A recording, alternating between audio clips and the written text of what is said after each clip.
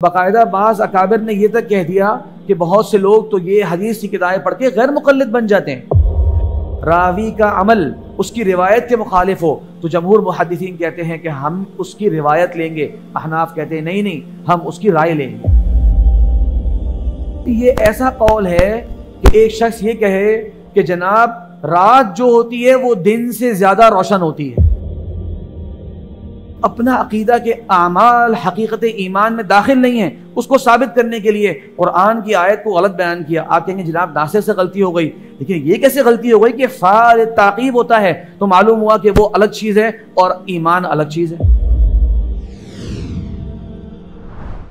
ये आपके सामने जो किताब आ रही है नक़्द क़वाइद, इसके बारे में शेख अल्बानी रहमहुल्लाह का बड़ा लतीफ़ कौल मुझे मिला, जो कि कहते हैं शरह अक़ीदा तहाविया इमाम इब्न अबिल इज़्ज़ हनफ़ी रहमहुल्लाह की किताब की जो शेख अल्बानी तहक़ीक़ फरमाई, वहाँ पर एक जगह तालीक़ के अंदर कहते हैं कि कितना अच्छा होता कि असल किताब जो है जिसको अब्दुल फ़त्ताह अबू गुद्दा ने क़वाइद फ़ी उलूमिल हदीस इस नाम से छापा था।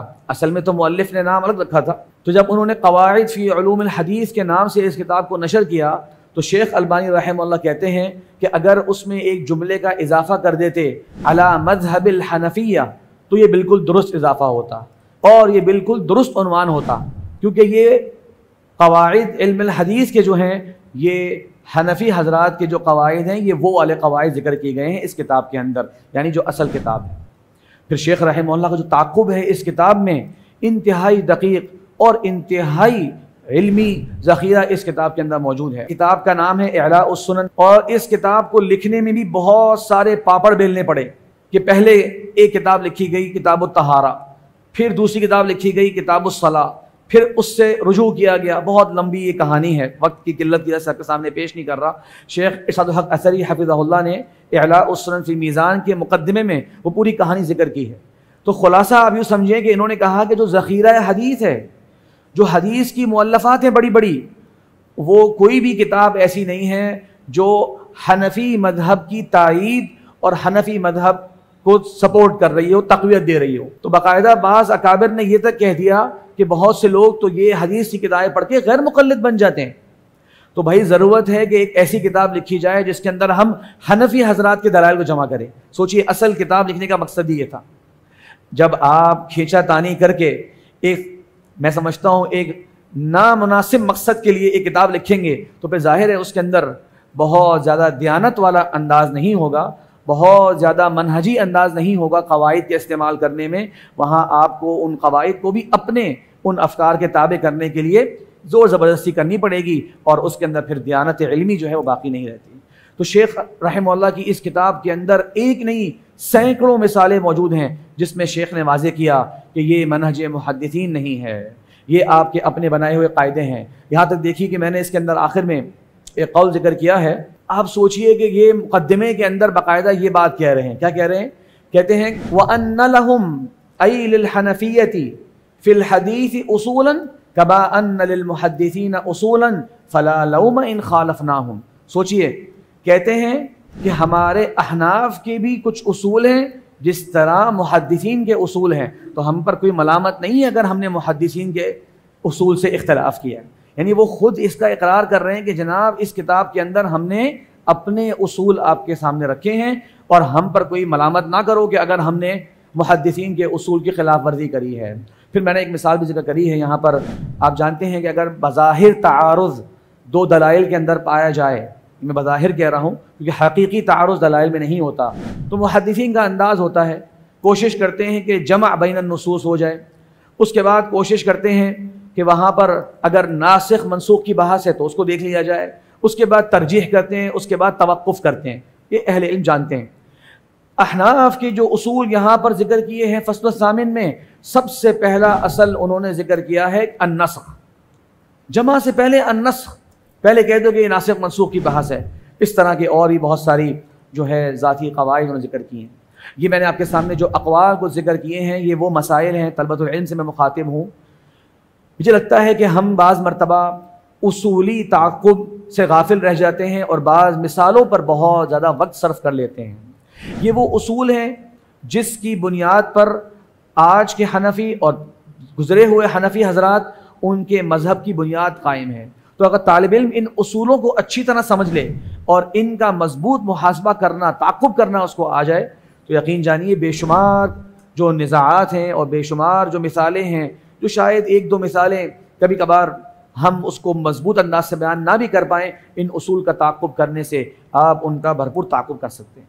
तो देखिए, जैसे कि ज़ईफ़ हदीस पर एतमाद करना, इसी तरीके से अहनाफ का एक उसूल है कि अगर मुज्तहिद किसी हदीस से इस्तिदलाल कर ले तो ये हदीस की तस्हीह होती है। कितनी अजीब बात है।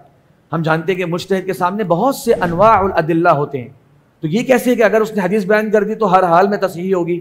ये तो बिल्कुल ही बहुत ही कच्ची बात है। इसी तरीके से हुज्जियत ख़बर अल वाहिद, अखबार आहाद का मसला है, और ये जो मसला है कि अगर रावी का अमल उसकी रिवायत के मुखालिफ हो तो जमहूर मुहद्दिसीन कहते हैं कि हम उसकी रिवायत लेंगे, अहनाफ कहते हैं नहीं नहीं, हम उसकी राय लेंगे। जबकि कितने सारे अइम्मा ने जिक्र किया कि एक शख्स एक हदीस बयान करने के बाद भूल भी सकता है। जिसने उससे रिवायत सुनी वो आगे बयान कर रहा है, रिवायत उसने याद की थी, बाद में वो रिवायत भूल भी सकता है, बाद में उसका इज्तिहाद किसी और दलाइल की रोशनी में तब्दील भी हो सकता है। लेकिन ये कहते हैं नहीं, उसकी रिवायत को छोड़ दिया जाएगा और उसकी राय को ले लिया जाएगा। ये कहाँ ताज़ीमुन नुसूस हुआ, ये कहाँ ताज़ीमुल किताबी व सुन्ना हुआ। इसी तरीके से ज़ईफ़ हदीस पर अमल करना मिन बाबिल एहतियात, ये भी गलत कायदा है। अब ये कौल, ये बड़ा अहम ज़ाब्ता है, ये नोट कीजिए। कहते हैं कि अगर किसी बड़े ताबई का कौल सहाबा के ज़माने में ज़ाहिर हो जाए तो वो हुज्जत हो जाता है, और मुरसल हदीस के साथ तो एहतजाज की अलग दास्तान है। कहीं कहते हैं कि ये मुजमा अलैह मसला है कि तमाम के तमाम मुहद्दिसीन मुरसल हदीस को कबूल करते हैं, और कहीं कहते हैं कि ताबईन की आदत थी कि वो रिवायात को मुरसल तौर पर बयान करते थे। ज़रा सोचिए, ये इस किताब के अंदर मैंने आपके सामने सफ़ा नंबर भी लिखा हुआ है, ये लिखा हुआ है। कहते हैं ताबईन की आदत थी रिवायात इरसाल के साथ बयान करना। बताइए, ये मुहद्दिसीन के साथ नाइंसाफ़ी नहीं? जो सनद के साथ अहादीस बयान करना उनका असल किरदार होता, जहाँ उन्होंने इरसाल किया, मुहद्दिसीन ने कहा कि हम उसके मुकल्लफ ही नहीं, हम तो उस बात को मानने के मुकल्लफ हैं जो मुत्तसिल और मुस्तद हदीस है। जबकि ये कह रहे हैं कि ताबईन की तो आदत थी कि वो इरसाल क्या करते हैं। अब ये आपके सामने एक मैं इल्मी लतीफ़ा लेकर आ रहा हूँ, आप गौर से सुनिए। इल्मी लतीफ़ा ये है कि ये कायदा मन असनदा फ़क़त अहालका, इसने सनद बयान कर दी, उसने आपको कह दिया कि भाई ये सनद है, आप इसको चेक कर लो। वमन अरसला फ़क़त तकफ़्फ़ल लका, और जिसने रिवायत को मुरसलन बयान किया, मतलब ताबई कहे अल्लाह के रसूल ने फरमाया, सहाबी को जिक्र किए बगैर, गोया वो जमानत ले रहा है कि आप फिक्र ना करो, ये रिवायत बिल्कुल मोतमद है, ये सही लोगों के पास से गुजर के गई है। अब शेख बदियुद्दीन फरमाते हैं रहमहुल्लाह, हादल क़ाइलु अयदन मिनल अहनाफ, ये काहिल जो है ये अहनाफ में से है। लेकिन ये ऐसा कौल है कि एक शख्स ये कहे कि जनाब रात जो होती है वो दिन से ज्यादा रोशन होती है, रात जो होती है वो दिन से ज्यादा रोशन होती है, और जो नाबीना होता है वो बीना शख्स से ज्यादा देखने पर कादिर होता है। जरा सोचिए कितना ये दकीक और कितना इल्मी अंदाज है और कितना लतीफ अंदाज है। ये कैसी अजीब सी बात है, सनद के अंदर रावी साकित हैं और आप बोले नहीं नहीं जनाब, जिसने साकित कर दिए उस पर एतमाद करो, और जो रावी जिक्र कर दे नहीं भाई तहकीक करो, जरा जांच पड़ताल करो, अब तुम्हारे लिए मुश्किल हो गई। नहीं, मुहद्दिसीन के उसूल इस तरह के नहीं होते। इसमें बार बार जिक्र हुआ इस किताब का, अगर आप ये किताब पढ़ें तो आप हैरान हो जाएंगे। इस किताब के अंदर शेख ने 6 तहरीफात जिक्र करी हैं जो किताबुल्लाह कुरान में की गई। मैं जल्दी से इशारा करता हूँ। आप जानते हैं कि ये मुर्जिया का मशहूर अकीदा है कि आमाल जो है वो ईमान में शामिल नहीं है, ईमान आमाल के बगैर भी हो जाता है।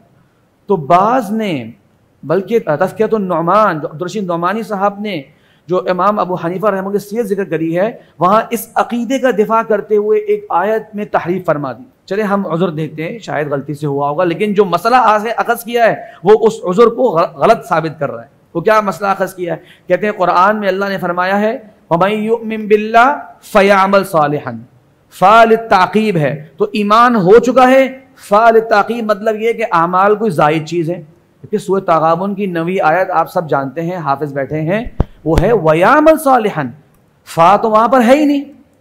तो अपना अकीदा के आमाल हकीकत ईमान में दाखिल नहीं है, उसको साबित करने के लिए कुरान की आयत को गलत बयान किया। आप कहेंगे जनाब नासिर से गलती हो गई, लेकिन ये कैसे गलती हो गई कि फ़ाल ताक़ीब होता है, तो मालूम हुआ कि वो अलग चीज़ है और ईमान अलग चीज़ है। ये बाकायदा इसके अंदर शेख ने मिसाल जिक्र करी है, 6 कुरान की तहरीफ की मिसाल जिक्र करी है और 29 मिसालें अहादीस की कुतुब की तहरीफ की जमा की हैं। अच्छा एक बात ज़रा समझिए गौर से, ये शेख के वसअत मुताला की एक अलामत है कि बाकायदा किताबों के अंदर किस किस अंदाज से बदनीयती की गई, वो भी शेख साहब ने उसको पकड़ा और उसकी निशानदेही करी और उसको लोगों के सामने वाज़े किया कि तासुब मजहबी बाज़ मरतबा ऐसे ऐसे काम भी इंसान से करा देता है।